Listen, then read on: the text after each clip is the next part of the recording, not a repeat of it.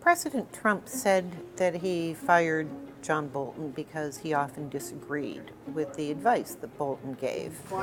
Get fired, or did he quit, and did he leave the White House because he disagreed with you in particular? John Bolton just texted me just now. He's watching. Can you read it? He said, let's be clear, I resigned.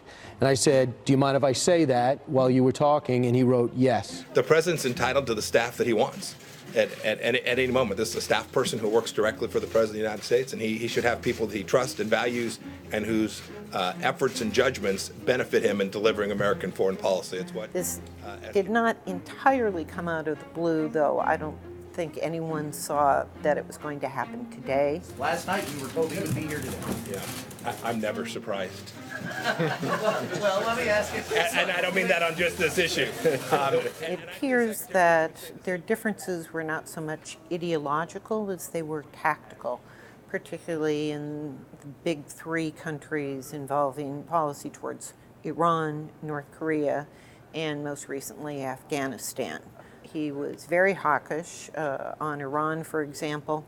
The president openly said that he wanted to negotiate with President Rouhani of Iran. Would you agree If the circumstances were correct or the right, I would certainly agree to that. Look, Iran is a country with tremendous potential. We're not looking for regime change. John Bolton, in contrast, openly called for regime change. There's a lot we can do, and we should do it. Our goal should be regime change in Iran. He thought that the Iranian government is irredeemably evil, and there was no point in talking to them. In North Korea, President Trump would sort of wave aside a number of missile tests that North Korea continued making even as they were holding talks with the administration. Short-range missiles, we never made an agreement on that. I have no problem. We'll see what happens. But these are short-range missiles. They're very standard. Unlike President Trump, Bolton was very critical of them and said that they violated UN Security Council resolutions.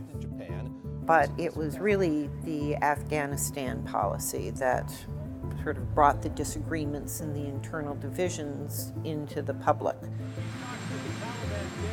They're dead. They're dead. As far as I'm concerned, they're dead. As Zalmay Khalilzad, the State Department Special Envoy for peace talks with the Taliban, as he came up with a draft agreement, Bolton asked to see a copy of it, reportedly, and they refused to send him over a draft of the agreement. They said if he wanted to, he could come in and read it, but they would not give him a copy to take out. Or he just didn't think that the deal that was being negotiated by Khalilzad was a good one, and he was quite open and vocal about that. So there was a point last month when there was a meeting at the White House between all the principals, really, in national security in the administration.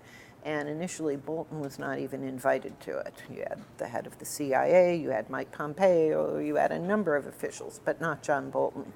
And Bolton's aides apparently appealed to Mick Mulvaney, the chief of staff, and so he finally did get to come, but he had to sort of, push his way in to this meeting. So he was completely being sidelined. The acting national security advisor is Charlie Kupperman, and the fact is, the President of the United States asked John Bolton last night for his resignation. It was delivered today.